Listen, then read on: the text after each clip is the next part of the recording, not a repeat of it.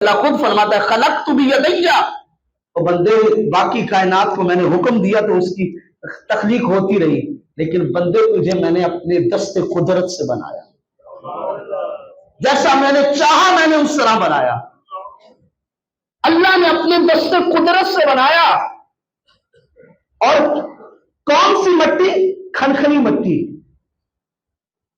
اور مٹی کی مختلف کیفیات کو ذکر کیا گیا، اور بنا کے مورتی بنا کے رکھ دی تو فرشتے دیکھتے تھے یہ مورت بنی کیسی، کرے گی کیا؟ اسرائیل عزازیل جو شیطان ہے یہ اس مورت کو دیکھ کے کہتا یہ کچھ نہیں کر سکے گا سوائے اس کے کہ یہ دنیا میں فساد ہی برپا کرے گا، یہ کچھ نہیں کر سکے گا۔ اللہ نے فرمایا جو تم جانتے ہو، جو تم نہیں جانتے میں وہ جانتا ہوں، تمہیں نہیں پتا کہ اس سے کیا کیا کرنا ہے۔ پھر یہی بندہ جب اللہ کی بارگاہ میں سر سجدے میں رکھتا ہے نا، سر سجدے میں رکھ کے اس مالک کی تسبیح بیان کرتا ہے، اس مالک کی حمد بیان کرتا ہے، اللہ فرشتوں کو کہتا ہے فرشتوں دیکھو یہی وہ بندہ ہے جس کے بارے میں تم کہتے تھے یہ فساد کرے گا، جاؤ اسے نہ میں نظر آتا ہوں نہ کوئی چیز اور نظر آتی، پھر بھی مجھے یاد کر رہا ہے۔ اللہ فرشتوں میں رشک کرتا ہے بندے کے لیے۔ تو اللہ فرماتا ہے الحمدللہ، تمام تعریفیں میرے لیے ہی ہیں، اللہ کہتا ہے میرے سوا کسی اور کے لیے نہیں ہے۔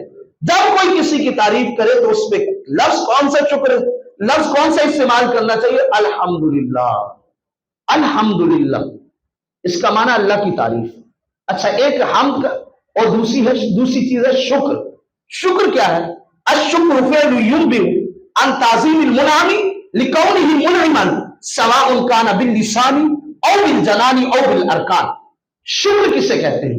شکر نام اس چیز کا ہے بندے کو نعمت ملے اور نعمت کے بدلے میں بندہ کسی کی تعریف کرے، چاہے وہ زبان سے کرے، تعظیم کر کے کرے، کوئی بھی جسم کا عضو اس کی تعریف کرے جو نعمت دینے والا ہو۔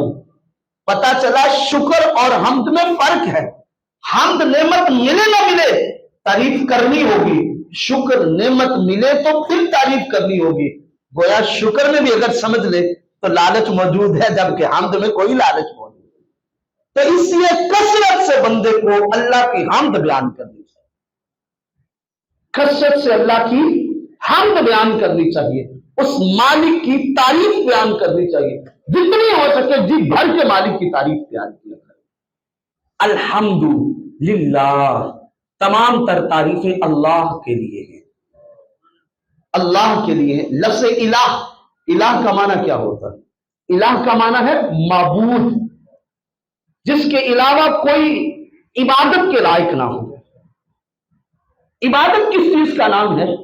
عبادت نام ہے ہر چیز کو الگ کر کے بس ایک ہی ذات کے سامنے اپنے آپ کو جھکا دینا۔ عبادت کس چیز کا نام؟ ہر چیز بعد میں، لیکن سب سے پہلے اس کا معبود برحق ہو، اور اس کائنات کا معبود برحق اللہ ہے۔ ماں سوائے اللہ کے اس کائنات میں کوئی معبود برحق نہیں ہے، سب جھوٹے ہیں، سب باطل ہیں۔ سب سے سچی ذات اللہ کی، سب سے اعلیٰ ذات اللہ کی، سب سے عظیم ذات اللہ کی، اور عبادت کی مستحق ذات اللہ کی۔